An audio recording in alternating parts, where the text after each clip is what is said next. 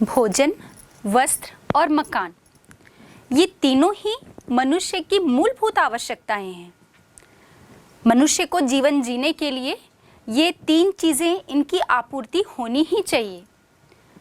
तो सबसे पहला तो उसको जीवन जीने के लिए भोजन की आवश्यकता होती है, फिर तन को ढकने के लिए वस्त्र की, और रहने के लिए एक छत या आवास की आवश्यकता होती है। और ये तीनों ही उसके जीवन के लिए अनिवार्य हैं, उसकी मूलभूत आवश्यकताएं हैं, ये हम सभी को पता है। और चूंकि मनुष्य एक सामाजिक प्राणी है और वो किसी न किसी एक समाज को बिलोंग करता है, समाज का रहने वाला होता है, उसके आसपास किसी समाज के लोग रहते हैं, तो हम ये कहें कि उस घर की आवश्यकता, उस आवास की आवश्यकता उसे क्यों होती है, क्यों पड़ती है उसे एक छत की आवश्यकता।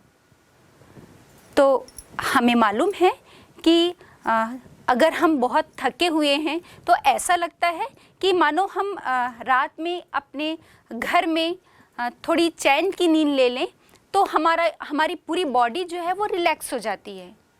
तो चाहे हम आराम करने के लिए कहें या अपनी आवश्यकता की जितनी भी चीज़ें हैं उनके भंडारण की बात करें, और इसके साथ ही साथ यदि हम बात करें एक सुरक्षा, जो आसपास हिंसक पशु होते हैं या किसी अन्य प्रकार से भी एक सुरक्षा की जो भावना होती है हमारे अंदर, उसके लिए भी हमें आवास की आवश्यकता होती है, एक घर और मकान की ज़रूरत होती है।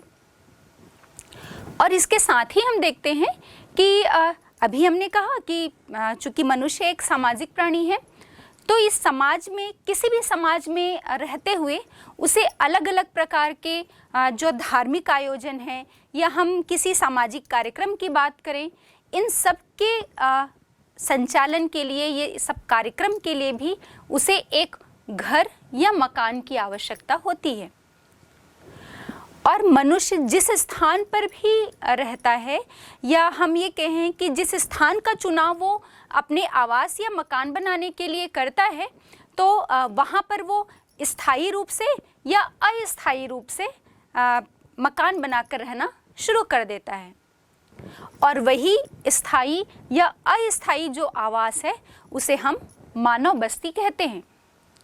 इस मानव बस्ती में मकान तो शामिल होंगे ही, घर तो शामिल होगा ही, इसके साथ ही साथ अलग अलग प्रकार की उसकी आवश्यकता की, जैसे कोई दुकान है, ऑफिस है, अलग अलग प्रकार के जो कार्यालय हैं, और हम साथ ही जो परिवहन के साधन, जो सड़क मार्ग हैं, गलियां हैं, इन सभी को मिलाकर हम एक मानव बस्ती कहते हैं।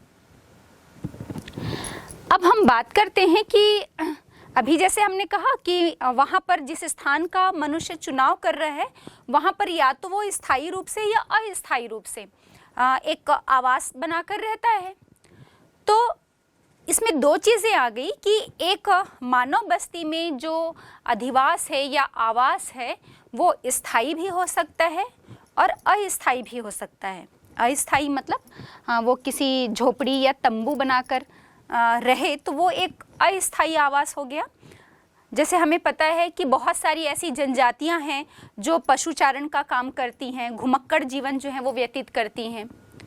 तो क्या होता है, वो एक स्लैश एंड बर्न जो एग्रीकल्चर है, खेती है, वो करती हैं। तो वो किसी एक स्थान पर जाती हैं, वहाँ पर छोटी सी झोपड़ी बनाकर वो रहते हैं, और जब वो वहाँ पर की जो भूमि है उसका उपजाऊपन खत्म हो गया तो फिर वो दूसरी जगह प्रवास करते हैं, फिर वहाँ जाएंगे, फिर वहाँ पर एक अस्थायी रूप से छोटी झोपड़ी बनाकर रहते हैं।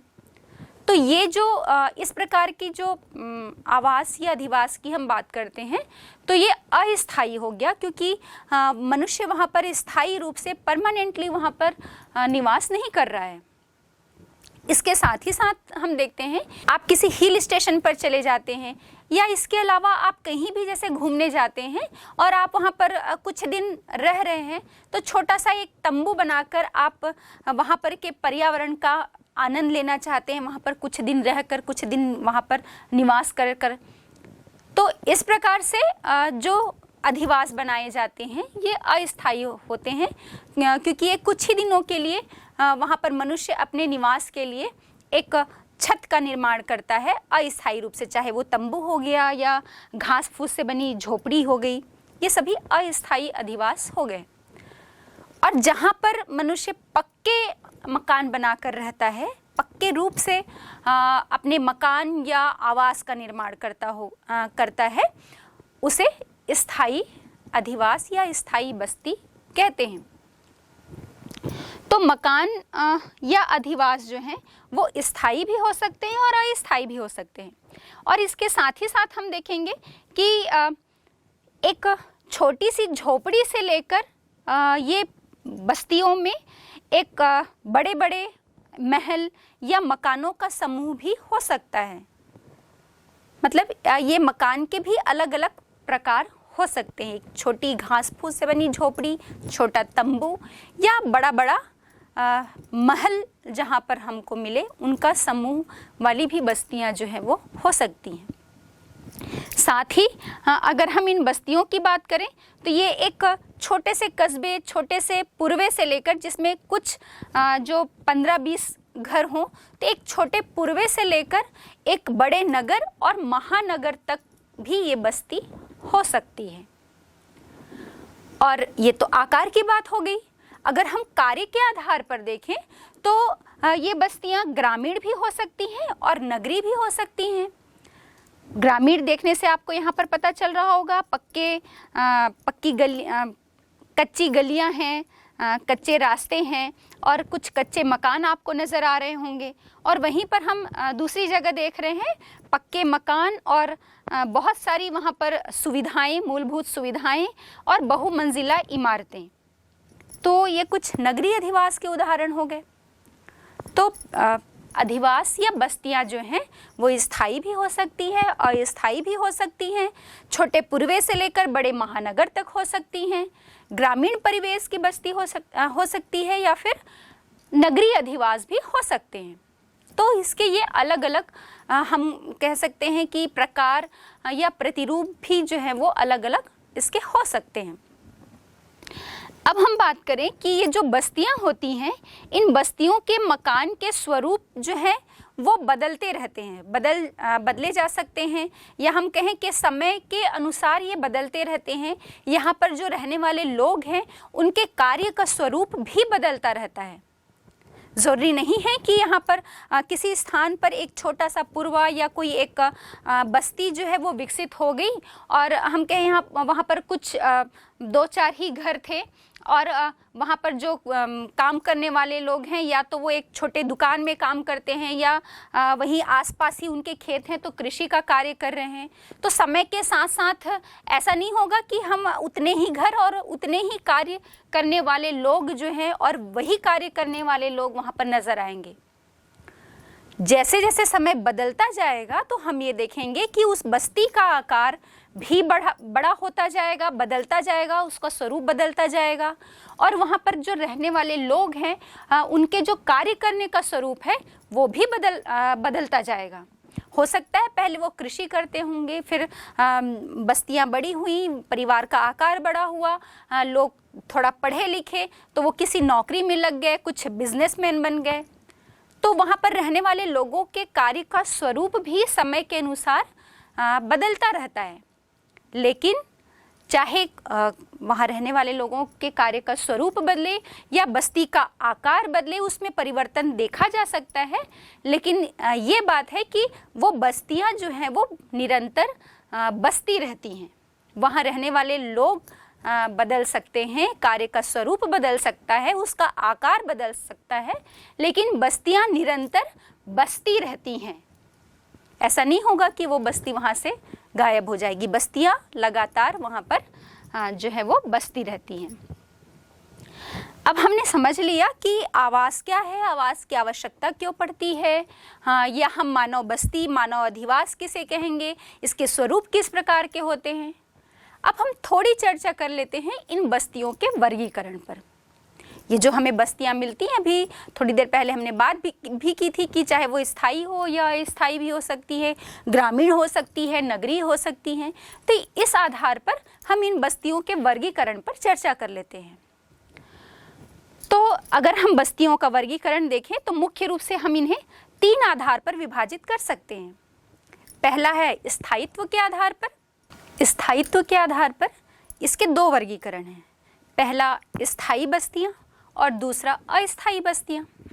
स्थायी बस्तियां मतलब जिन बस्तियों में लोग परमानेंट अपने अधिवास या आवास को बनाकर रहते हैं, वो स्थायी बस्तियां होती हैं। और दूसरी अस्थायी।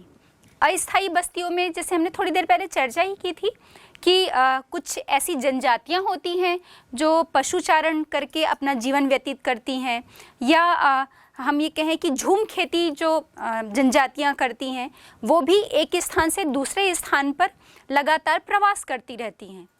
तो वो किसी भी एक स्थान पर स्थायी रूप से अपने मकान या अधिवास बनाकर नहीं रह सकते, क्योंकि वो लगातार प्रवास करते रहते हैं। तो ऐसी जनजातियों के द्वारा भी जो बनाई गई बस्तियां हैं, बसाई गई बस्तियां हैं, जो मकान बनाए जाते हैं, वो अस्थायी अधिवास के उदाहरण होते हैं। अब हम बात कर ले कार्य के आधार पर। तो कार्य के आधार पर भी इसके 2 वर्गीकरण हैं। पहला ग्रामीण बस्तियां और दूसरा नगरीय बस्तियां। तो ग्रामीण बस्तियां और नगरीय बस्तियों को हम उनके कार्य के आधार पर विभाजित करते हैं। जैसे जो ग्रामीण क्षेत्र के निवासी होते हैं या ग्रामीण बस्तियों में जो लोग रहते हैं, वो मुख्य रूप से प्राथमिक कार्यों में ही संलग्न रहते हैं। हम कह सकते हैं कि लगभग 75 से 80% जनसंख्या जो है वहाँ कृषि कार्य में या फिर मत्स्य पालन में, वानिकी में, खनन में, इस प्रकार से किसी भी प्रकार के प्राथमिक कार्य जो जमीन से जुड़े हुए होते हैं उनमें लगी होती है वहाँ रहने वाली जनसंख्या। और दूसरी नगरीय बस्तियां। तो नगरीय बस्तियों में जो लोग रहते हैं वो द्वितीयक या तृतीयक कार्य में संलग्न रहते हैं। अब हम इन बस्तियों में रहने वाले लोगों की लगभग 70 से 75% जनसंख्या की यदि बात करें तो हम देखेंगे कि बहुत कम लोग जो हैं ये प्राथमिक कार्य में लगे रहते हैं। अधिकतर जनसंख्या जो है वो यहाँ पर द्वितीयक और तृतीयक कार्यों में ही संलग्न रहती है। जैसे कि अलग अलग प्रकार की सेवाएं हो सकती हैं। वाणिज्य है, परिवहन सेवा है, उद्योग है, विनिर्माण उद्योग है, इस प्रकार के कार्यों में शोध है, इन सभी कार्यों में यहाँ रहने वाली जो जनसंख्या है, मतलब नगरीय बस्तियों की जो जनसंख्या है, वहाँ के लोग जो हैं वो इन्हीं कार्यों में लगे हुए होते हैं। अब ग्रामीण और जो नगरीय बस्तियां होती हैं, इनके वर्गीकरण का एक प्रमुख आधार कार्य के साथ ही साथ जनसंख्या भी होती है, लेकिन इसमें बहुत सारी भिन्नताएं जो हैं वो हमें देखने को मिलती हैं। जैसे जनसंख्या के आकार के आधार पर ही हम इनका विभाजन नहीं कर सकते। जैसे चीन और भारत जैसे जो विकासशील देश हैं, यहाँ जितनी जनसंख्या होती है, घनी आबादी वाले देश हैं ये, तो यहाँ हम देखेंगे कि यहाँ पर जो जनसंख्या रहती है, इन घनी आबादी वाले देशों के जो कुछ गांव हैं, हम पूरे देश की भी नहीं बात कर रहे हैं, हम इन देशों के जो कुछ गांव हैं उनकी जनसंख्या की ही बात करें तो इन देशों के गांवों की जो जनसंख्या है वो पश्चिमी यूरोप और संयुक्त राज्य अमेरिका की जनसंख्या से भी अधिक है। तो हालांकि जनसंख्या एक आधार है ग्रामीण और नगरीय बस्तियों के वर्गीकरण का, लेकिन हम मुख्य रूप से एक यही आधार को नहीं मान सकते। इसके अलावा भी जनसंख्या घनत्व है, जनसंख्या का आकार है, और साथ ही साथ जो कार्य है और वहाँ पर मिलने वाली जो सुविधाएं हैं, इन सभी के आधार पर हम ग्रामीण और नगरीय बस्तियों का विभाजन करते हैं। बाद में हम इस पर थोड़ी और चर्चा करेंगे। तीसरा हम देखते हैं बस्तियों का वर्गीकरण आकृति के आधार पर। आकृति के आधार पर यदि हम देखें तो एक तो सन्नत बस्ती होती है, घनी बसी हुई, और दूसरी है प्रकीर्ण। प्रकीर्ण नाम से ही पता चल रहा है, बिखरी हुई बस्तियां। तो इसमें भी हम देखते हैं, जैसे सन्नत बस्ती की यदि हम बात करें या सघन बस्तियों की बात करें तो ये ऐसे क्षेत्र में विकसित होती हैं इस प्रकार की बस्तियां जहाँ पर बहुत अधिक उपजाऊ प्रदेश देखने को मिलते हैं, जैसे कि तटीय क्षेत्र हो गए या फिर नदियों के जो डेल्टाई क्षेत्र हैं। ये ऐसे क्षेत्र होते हैं जो जहाँ पर की मृदा मिट्टी जो है वो बहुत ज़्यादा उपजाऊ होती है। तो भूमि के बहुत ज़्यादा उपजाऊपन के कारण यहाँ पर ज़्यादा से ज़्यादा जनसंख्या जो है वो निवास करना चाहती है। ठीक ऐसे ही अगर हम मरुस्थलीय क्षेत्र में चले जाएं तो उस मरुस्थलीय क्षेत्र में जहाँ कहीं भी जो पानी के सोर्स मिल गए, छोटा सा तालाब मिल गया, छोटी झील मिल गई, या हम ये कहें कि वहाँ की ज़मीन के किसी भूभाग में अंडरग्राउंड वाटर का कोई अगर सोर्स मिल जाता है तो ज़्यादा से ज़्यादा लोग वहीं पर उसके आसपास ही, उस जल के सोर्स के आसपास ही रहना पसंद करते हैं।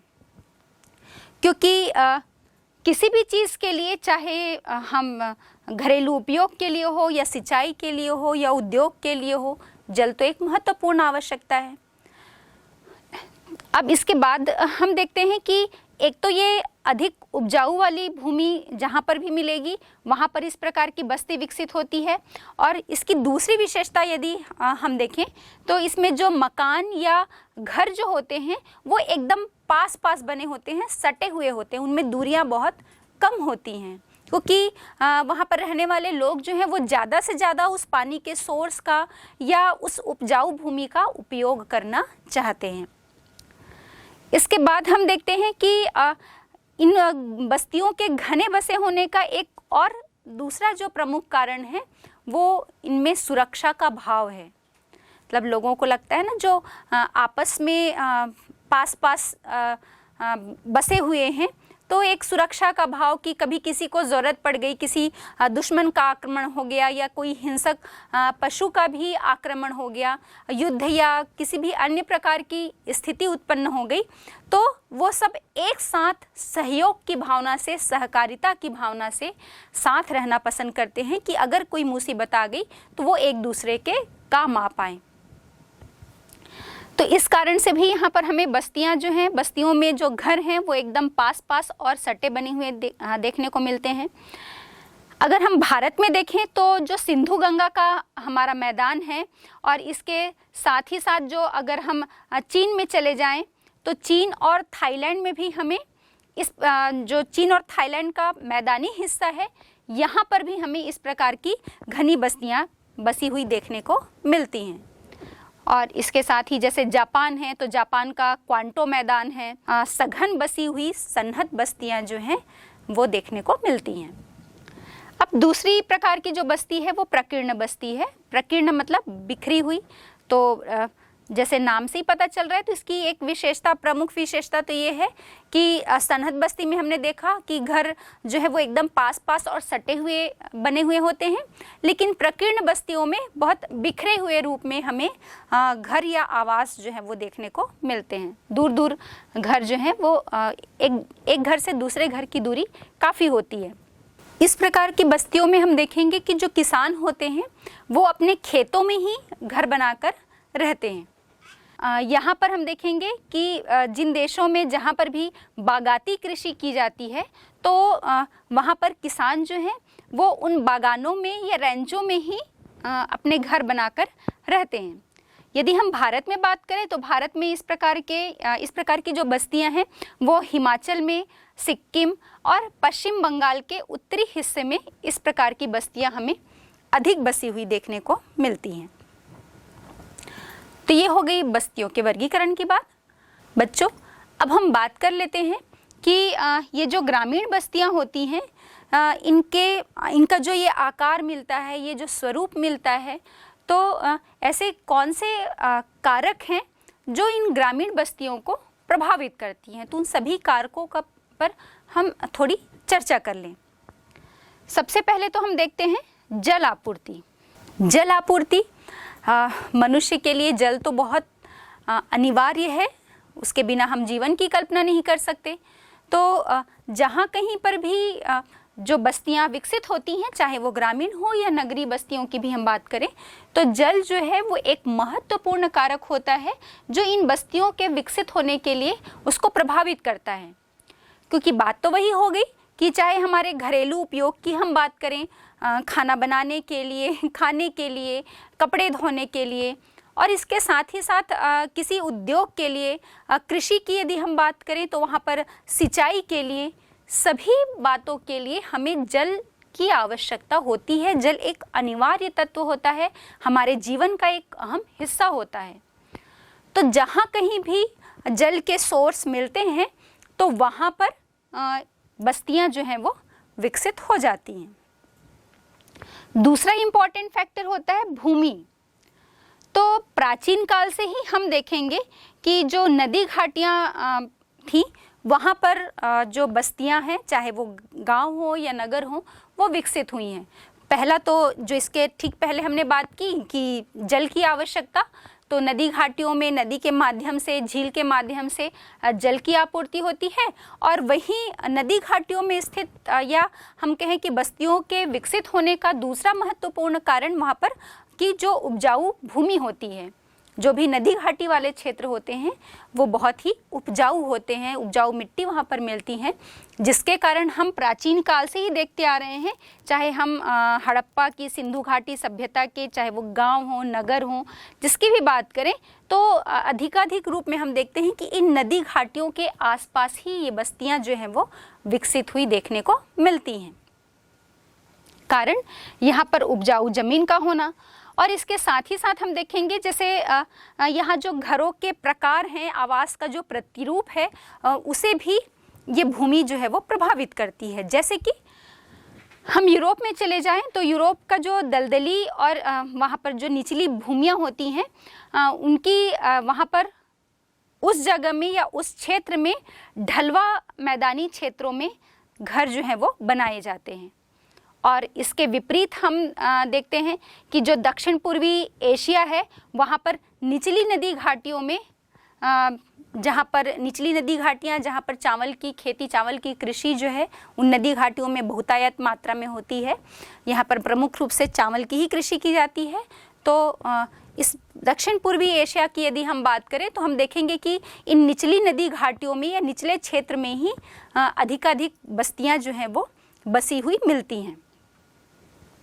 अब हम उष्णकटिबंधीय क्षेत्र में चले जाएं तो हम देखेंगे कि जो उष्णकटिबंधीय क्षेत्र के जितने भी दलदली क्षेत्र हैं, उनके पास जो घर हैं या वहाँ रहने वाले जो लोग हैं वो अपने घर एक स्तंभ के ऊपर बनाते हैं, क्योंकि वो एक नीचे का जो क्षेत्र होता है वो एक दलदली क्षेत्र होता है, जिससे कीड़े मकोड़े और अलग अलग प्रकार के जंतुओं का डर होता है, जिसके कारण वो ज़मीन पर अपने घर नहीं बनाकर थोड़े से उसमें एक आधार देके, या हम कहें कि लकड़ियों के कुछ स्तंभ बनाकर उसके ऊपर अपने मकान या घर का निर्माण करते हैं। तो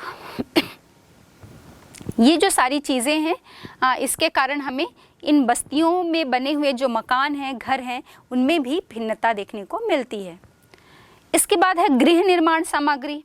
गृह निर्माण सामग्री मतलब जहाँ पर जिस एनवायरनमेंट में, जिस जलवायु वाले क्षेत्र में जिस चीज़ की अधिकता होती है, उसके आधार पर ही हमें उन बस्तियों में मकानों में जो उपयोग किए जाने वाली सामग्री है उसकी अधिकता, प्रमुखता जो है वो देखने को मिलती है। जैसे कि यदि हम वन क्षेत्रों में चले जाएं, घने वन आच्छादित क्षेत्रों में, तो वहाँ पर के जो मकान या घर हैं वो लकड़ियों से बनाए जाते हैं।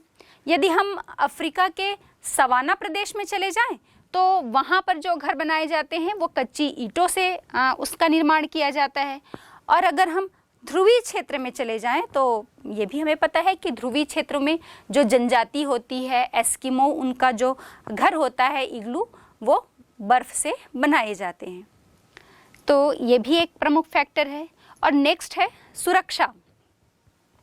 अलग अलग प्रकार की जितनी भी जो राजनैतिक अस्थिरता होती है या युद्ध है या किसी भी प्रकार से दुश्मनों से जो सुरक्षा का भाव है या उनके प्रति जो एक डर होता है, उस डर से सुरक्षा का भाव भी बस्तियों के बसने के लिए, मकानों के बनने के लिए उसे प्रमुख रूप से प्रभावित करता है। इसीलिए हम देखेंगे कि भारत में भी यदि हम चले जाएं प्राचीन समय में जो भी वहाँ के राजा महाराजा जो भी होते थे और उनके जो किले होते थे, जो दुर्ग बनाए जाते थे, वो किसी ऊंचे पर्वतीय क्षेत्र, ऊंचे पहाड़ी क्षेत्र में और किसी द्वीप में ही बनाए जाते थे और इसके पीछे जो है वो सुरक्षा का भाव होता था। आसपास के जंगली जानवर के साथ ही साथ युद्ध, आक्रमण, इन सभी चीज़ों से सुरक्षा के कारण तब ये जो किले हैं या घर जो हैं या अधिवास जो हैं वो इन्हीं ऊंचे पर्वतीय क्षेत्र या द्वीपों में ही बनाए जाते थे। अब इन सब के अलावा हम देखें तो कुछ नियोजित बस्तियां होती हैं। जैसे अगर हम वर्तमान में बात करें तो ये सभी फैक्टर तो काम करते ही हैं और साथ ही साथ कुछ नियोजित गांव भी जो हैं वो बसाए जाने लगे हैं और इन गांवों को आदर्श गांव की संज्ञा जो है वो दी जाती है। ये गांव वहाँ पर रहने वाले ग्रामीण या गांव वाले जो हैं वो उनके द्वारा नहीं बसाया जाता।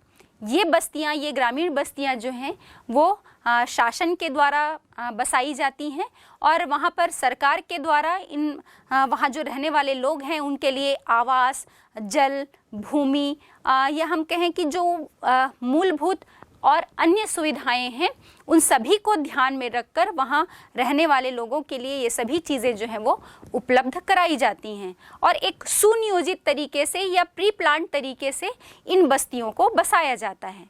यदि एग्जाम्पल आपसे पूछा जाए तो हम चले जाएं इथियोपिया में। इथियोपिया में हम देखेंगे कि यहाँ पर जो इस प्रकार की बस्तियाँ हैं, इस प्रकार की जो सुनियोजित बस्तियाँ बसाई जाती हैं उन्हें ग्रामीणीकरण योजना के अंतर्गत बसाई गई बस्तियाँ कहा जाता है। और साथ ही साथ जैसे हम भारत में चले जाएं तो भारत में जो इंदिरा गांधी नहर है वहाँ पर उस नहर क्षेत्र में जो कुछ मतलब उस नहर क्षेत्र में नहरीकरण करके जो आसपास की बस्तियों को बसाया गया है वो भी इसी प्रकार की नियोजित बस्ती के अंतर्गत ही शामिल किया जाता है। तो एक छोटे प्रश्न के रूप में आपसे ये पूछा भी जा सकता है कि नियोजित बस्तियां क्या है, या एक ऑब्जेक्टिव टाइप क्वेश्चन में पूछा जा सकता है कि ग्रामीणीकरण योजना के अंतर्गत किस देश में इस प्रकार की ग्रामीण बस्तियां बसाई जाती हैं, या इथियोपिया में किस योजना के तहत इस प्रकार की बस्तियां बसाई जाती हैं, या भारत में इस प्रकार की बस्ती के कौन से उदाहरण हैं। तो इस प्रकार से एक छोटे प्रश्न के रूप में भी आपसे पूछा जा सकता है, तो इसको भी आपको थोड़ा सा तैयार करना होगा।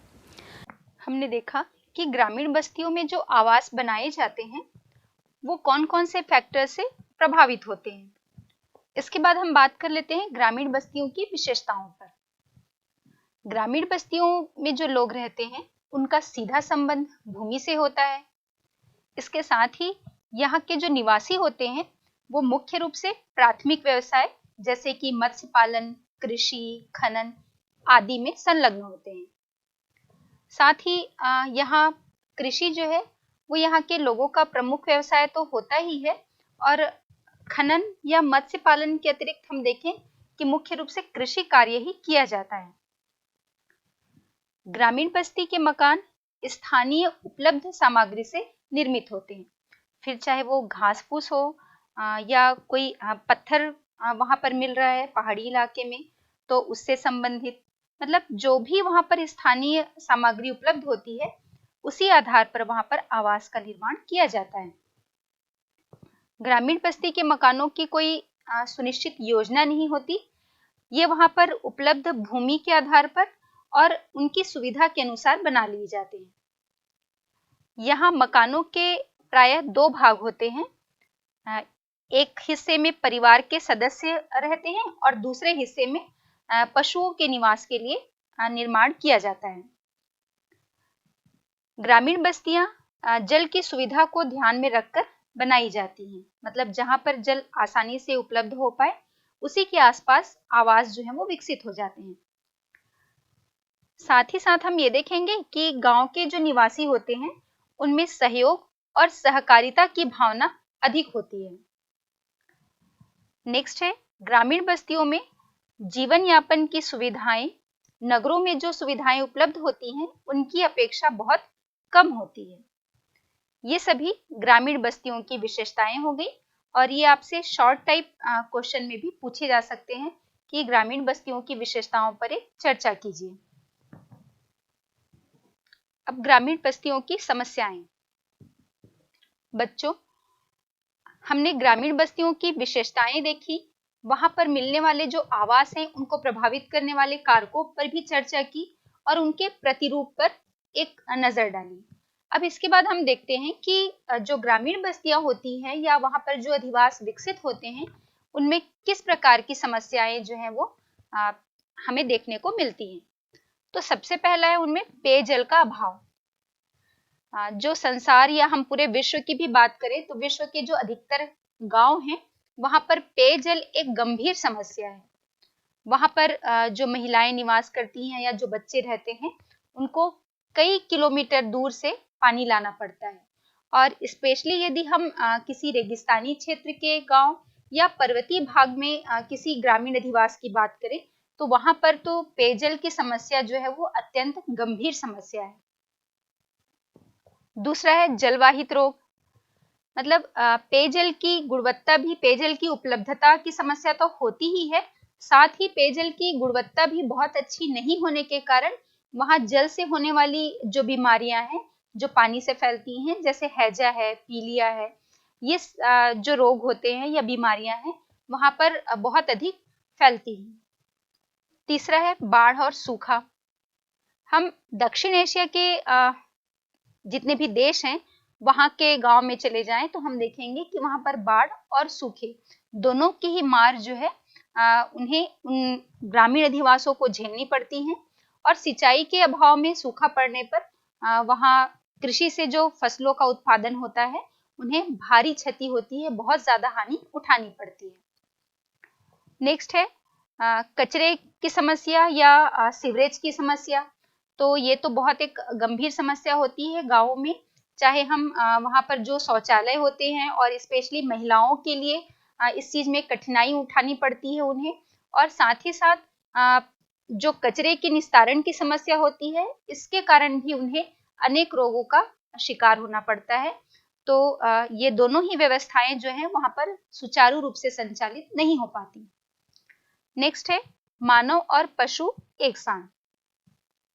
पशुओं को और उनके चारे को अपने घर में या घर के ही पास घेरे में रखना किसानों की मजबूरी होती है और इसके लिए उन्हें अनेक रोगों के फैलने का भी खतरा बना हुआ रहता है। फिर अगला है परिवहन और संचार साधनों का अभाव। अधिकतर हम देखते हैं कि गांव में परिवहन से संबंधित और संचार से संबंधित, मतलब वहां पर परिवहन से संबंधित सुविधाओं की हम बात करें तो जैसे सड़कें हैं तो सड़कों में भी पक्की सड़कों का अधिकतर हमें अभाव देखने को मिलता है, या फोन संचार से संबंधित जो सुविधाएं हैं उनकी भी समस्या बनी हुई रहती है। तो ये दोनों ही जो परिवहन और संचार के साधन हैं उन इस बात की सुविधा वहां पर किसी भी ग्रामीण क्षेत्र में बहुत अच्छी जो है अच्छी सुविधा वहां रहने वाले निवासियों को नहीं मिल पाती है। तो ये सभी जो है वो किसी भी ग्रामीण बस्तियों में ये समस्याएं आम रूप में देखने को मिलती हैं, जो कि हमें नगरीय क्षेत्र में इस प्रकार की कोई असुविधा नहीं होती।